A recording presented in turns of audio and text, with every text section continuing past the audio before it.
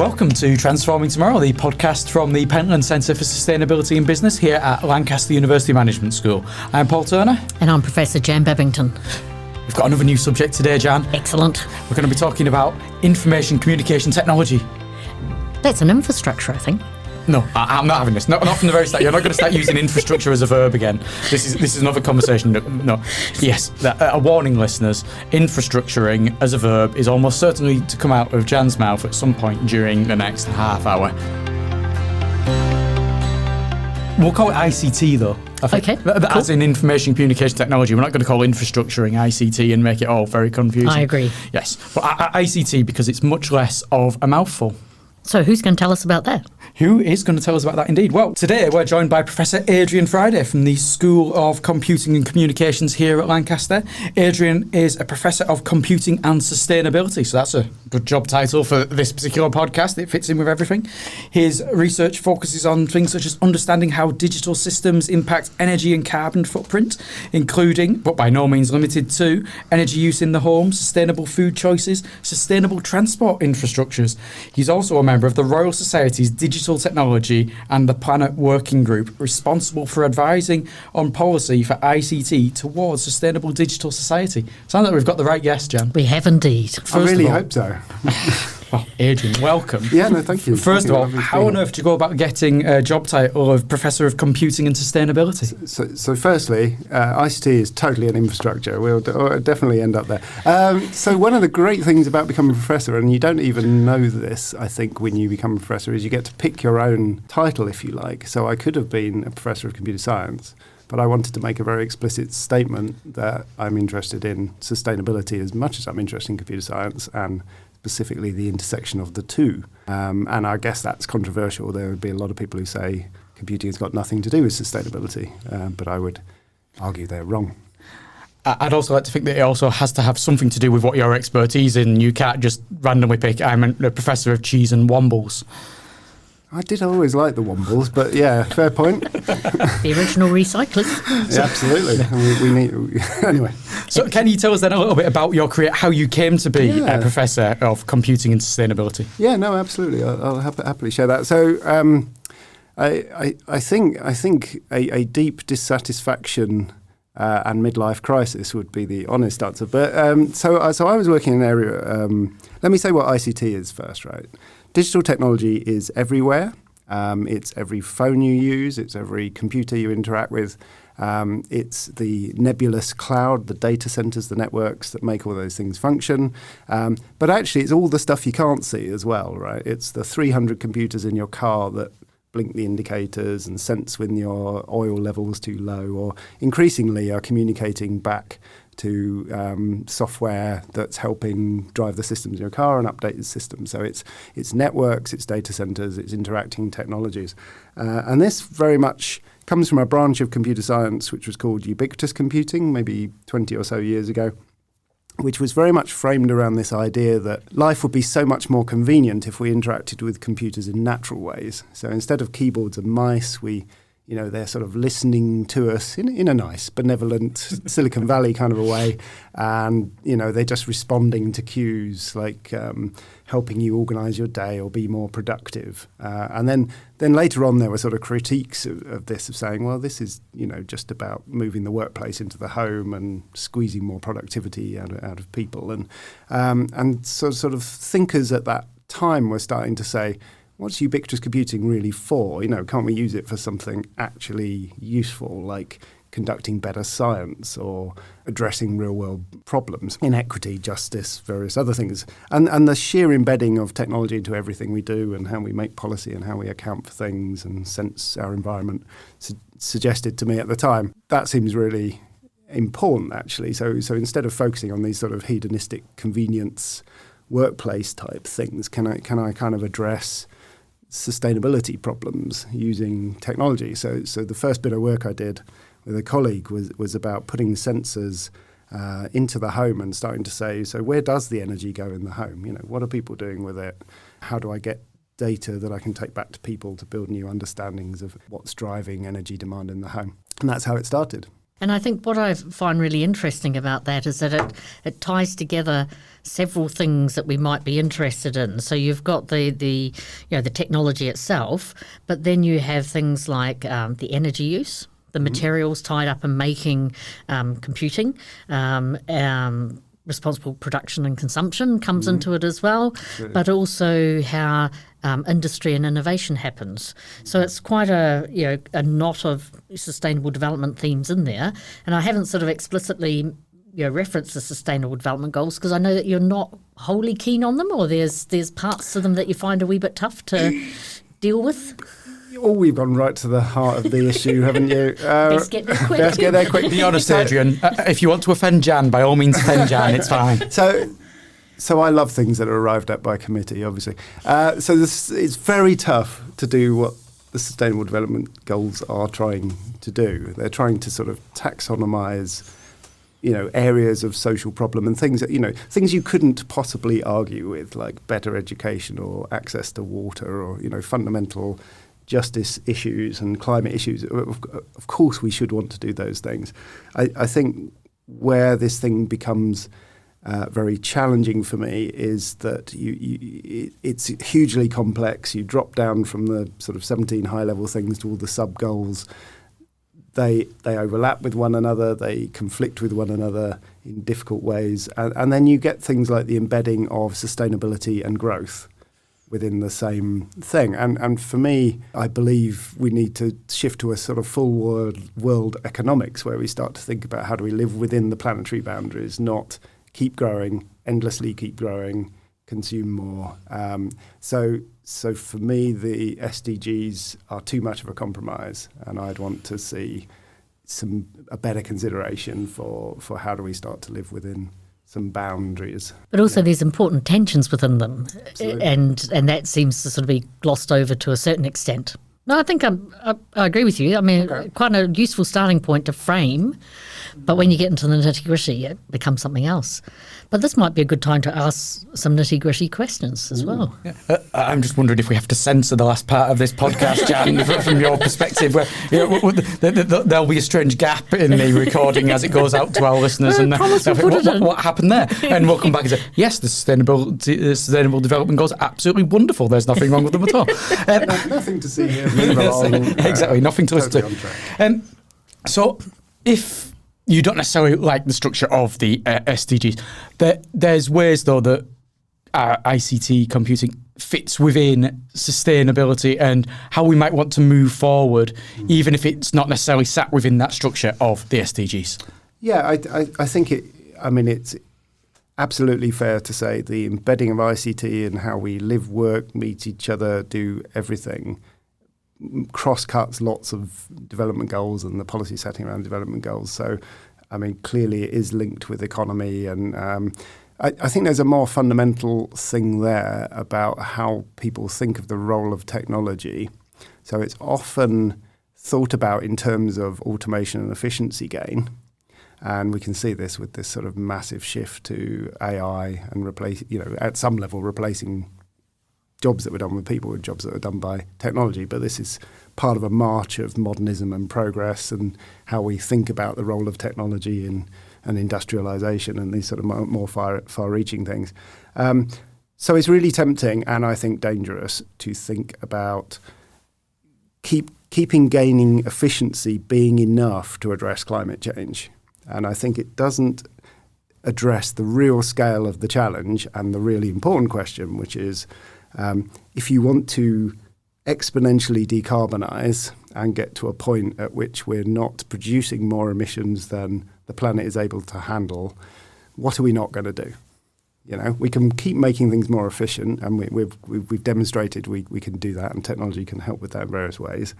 But it won't squeeze it enough. The interesting thing for me is all the side effects and the rebound effects, and what does it do to the what's the role of people and work in this future? What gets amplified and what gets reduced when you apply technology to various domains? And I guess there's probably examples we'll get to later on. But I'm really interested in this broader conceptualization of how does technology change what we're doing now to take you to hopefully a more sustainable or at least not less sustainable future than we're currently looking at. And that might be a good place to start looking at some of the examples of your work, because they are very particular, but they also tell that story in a very particular way.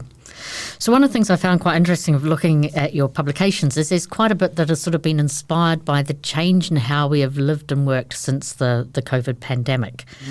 And in particular, I wonder if you could talk us through your work on energy consumption changes that came in place as we changed our work patterns during the pandemic. And for those of us who were able to, and not everyone was able to, were able to take our work home and carry it on from there, which was very much the experience of the universities, where we moved our teaching online and we did lots of stuff from home as opposed from the office. Yeah, no, that's quite a nice recent example, actually. And I think it speaks very well to who got advantage and who got disadvantaged by that shift.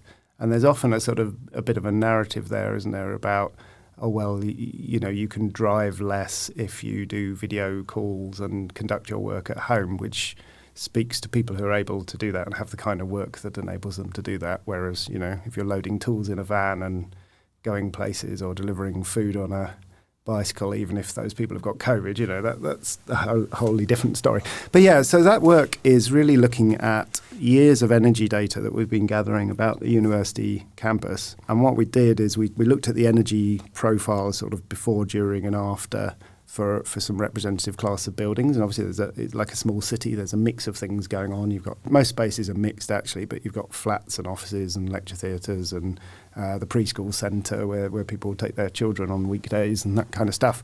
And then we sort of grouped these things and looked at, did the energy use dip? I mean, the intuitive thing usually is, well, everyone went home, so the energy use dropped through the floor, right? That's probably the expectation. But that turns out not to be the case. So some didn't change at all.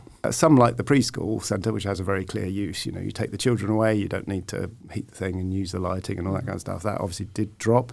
And then did they rebound afterwards? Did they come back when sort of post-lockdowns and so on? And some of them came back lower, but many of them came back the same or higher, actually, which speaks to all sorts of things like upping the air change rate to get more fresh air and reducing recycling of air and, and actually increased, effect of the policy post-pandemic.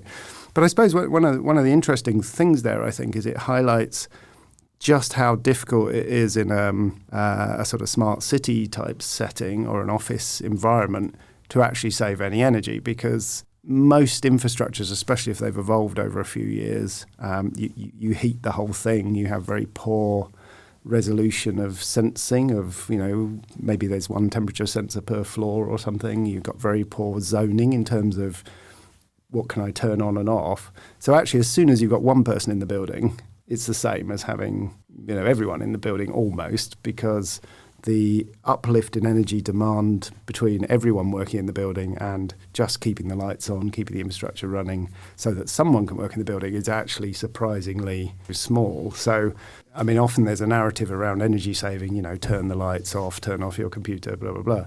But actually, the real problem is this how efficient is the building to run and heat and light, and how fine is your understanding of that and your control of that.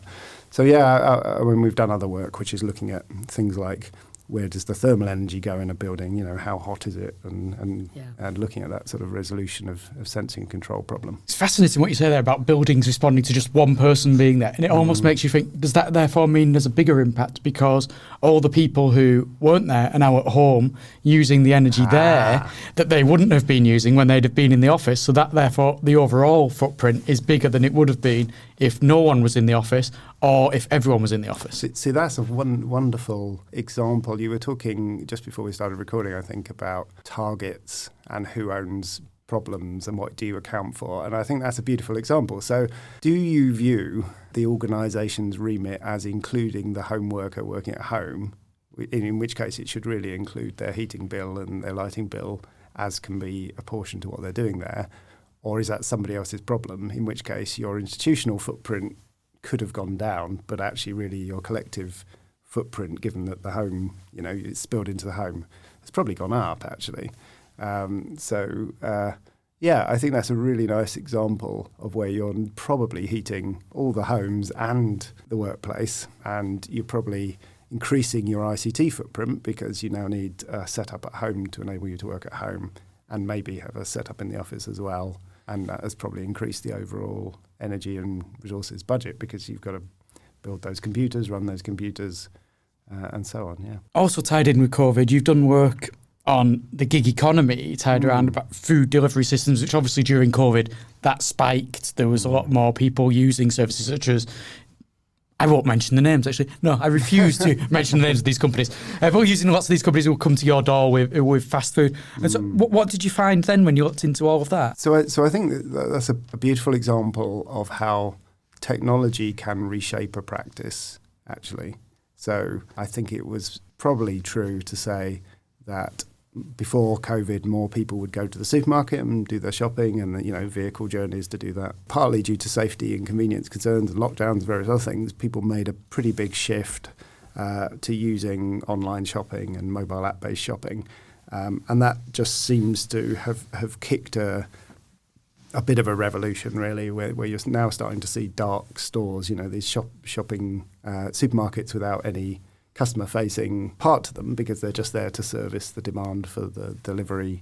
So I guess our gig economy work was really going back to this method of, can we work with some workers and see what that's like for them to be gig economy work? Because your sort of interaction, I'll use the word employer, although you're not employed, your interaction with your employer is mediated by a digital app. You're sort of caught in this system where the work that's available to you is shaped by algorithms, and there are more or less desirable bits of work available to you, and they might disappear at any time. And then you can get kind of marginalised by people gaming the system, trying to get you to deliver out of area or not answering the door, and then you couldn't deliver the food. And it's sort of really exploring that precarious workplace where you're travelling around the city, and there's a lot of sort of interesting ways the city could be much improved to make. I mean, they're sort of unconsidered workforce actually, and they sort of exist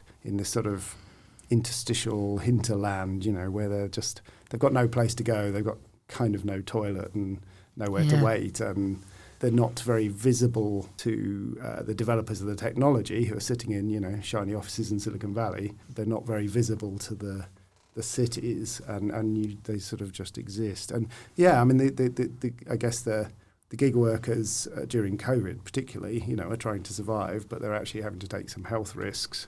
And you definitely saw this with things like Uber drivers replacing ambulances and having to take COVID patients in and out of hospital and things like this. So I guess maybe I've forgotten the question, but the sort of the technology has all these multiple impacts. It's creating vehicle journeys. Some of those vehicle journeys are increasingly, we're seeing more and more e-bikes, which is probably good because the other thing is lots of really low-cost polluting cars that are clogging up streets. So there's sort of these impacts on the workers and what their lives are like.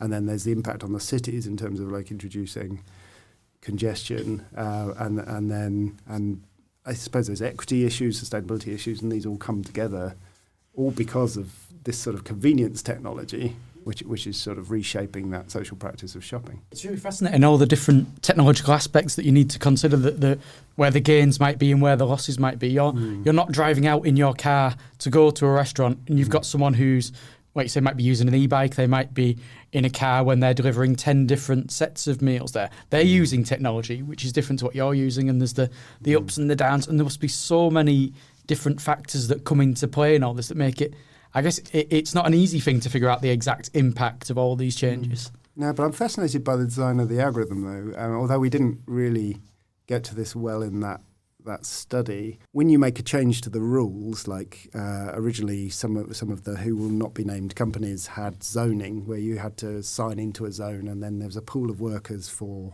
the work. Then, if you divide the number of jobs by the number of workers, right, you've got a good sense for how much you're going to make. And then when they got rid of the zoning, it's a free-for-all, and you get people commuting into zones to compete for the work. And if you have too many workers, that's great for you as a consumer because there's always someone immediately there to deliver the service to you. It's pretty terrible for the worker who's trying to string jobs together to have a certain amount of work to earn enough money to live. And then you get these sort of weird things like, well, maybe students start gig working because it's a top-up income for them, but you've also got people who are trying to do it for a living, and you've got this sort of competition between the different needs of the people who are working in that environment. And of course, the employer, in inverted commas, cares not one jot, right? All they need is enough workers to service the demand and deliver against the SLAs and the delivery targets and so on, and they can pick them up, they can drop them, they're not employees. So we were talking to Katie Mason in the previous podcast, and she was talking about how to make markets more moral and what morally responsible markets might look like.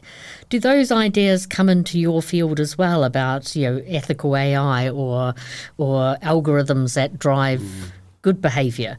And how hard are they to find examples of that? And if you do have any examples, or even if you don't, how would we uncover the things that make sustainability more possible, don't exploit people, et cetera, as opposed to the things that don't work well that we know identifying? So I think there is concern around AI and its impacts, but probably mostly around the ethics of how it changes different work and the impacts on people.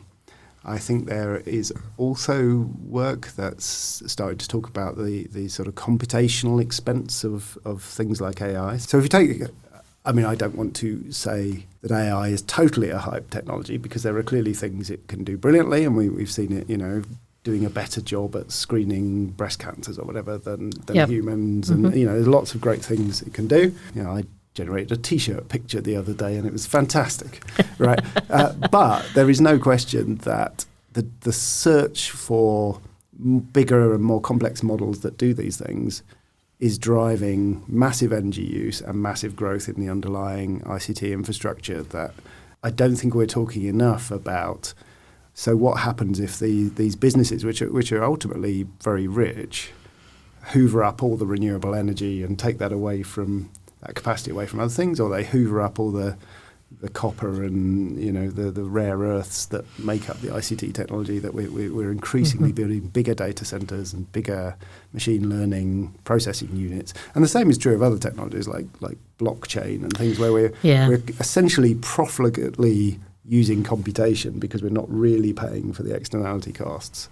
And we're doing it to do kind of, sell souvenirs for football teams and things, which I probably have a position on that as well.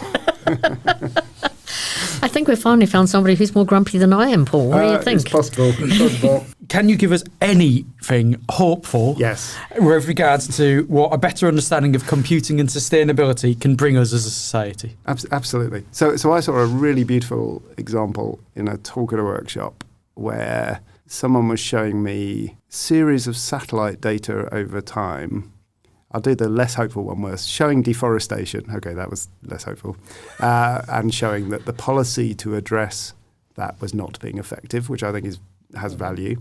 But they also showed me this example where someone had done this simple intervention in Africa where they were just breaking the crust of the dried earth and letting the rainwater soak in. And you could see over a period of years that this was causing more water to stay in the ground, and it was improving the biodiversity, and it was having a regenerative effect. And I think, the way we see the world is often through computation and, mining information and machine learning models. And this, I think this can have a very positive effect. I think we need to be mindful of the values and the impacts of the technology on people and the planet. And it does use energy. It does impact how we do things, which have in turn an environmental impact. And I think we don't factor that enough. When you're designing a system, you probably have a good sense for whether it's a environmentally expensive thing into the future or not.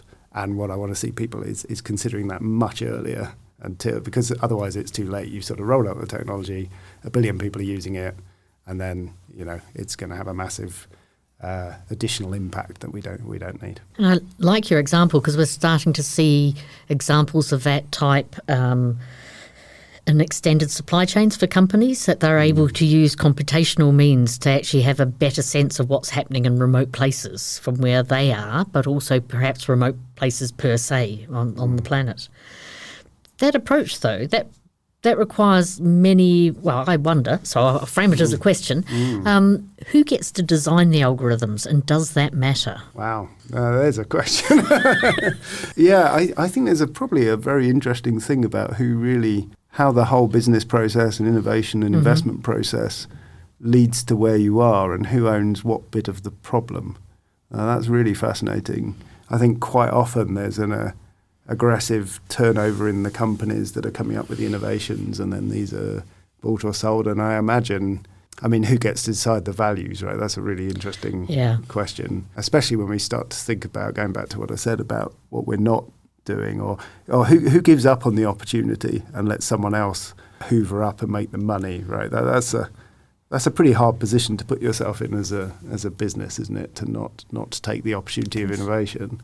I'm going to have to muse on your question further. I feel a research proposal coming along. on. Me too. Me too. I almost feel like we've reached a perfect end, Jan, but I know you had a very important question that you wanted to ask Adrian before we finished. Is beer sustainable? Is beer sustainable? Ooh, that is a really interesting question. I like beer.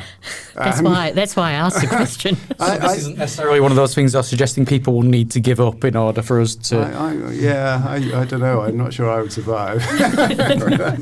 I think beer can be sustainable. I think if you... so what are the constituents of beer? You need the energy to heat stuff. You need your water. So I guess, like all sustainability decisions, the answer is nuanced, right? If you're stealing the only water available to run your brewery next to a village that you now can't drink, then no. And if you're in the northwest of England, where we've got nothing but rain and lots of fresh water and probably quite a lot of renewable energy on the west coast, I think beer can be pretty sustainable depending on where we got our hops. So I'm saying, come and drink in Lancaster. That's what I'm saying. The essential message, Jan, is you've moved to the right part of the world because you can drink as much beer as you want here. And absolutely. And there are many breweries that operate here that can produce it locally too. But I think there's a semi-serious point there. What are the resources flowing in? How available are they? Who gets advantaged and disadvantaged if you take them? These are good, solid sustainability considerations. Exactly, it's good design questions. Good design questions. Brilliant. Well, thank you very much, Adrian, for joining us today. Next time, Jan, you're finally getting your wish as we're having another accountant on the show. What can I say?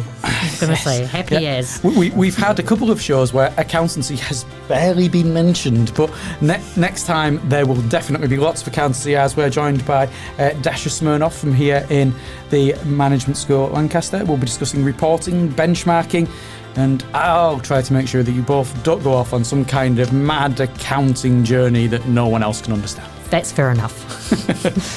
It looked like you were saying fat chance. Well, until then, thank you very much. My name's Paul Turner. And I'm Professor Jan Babington.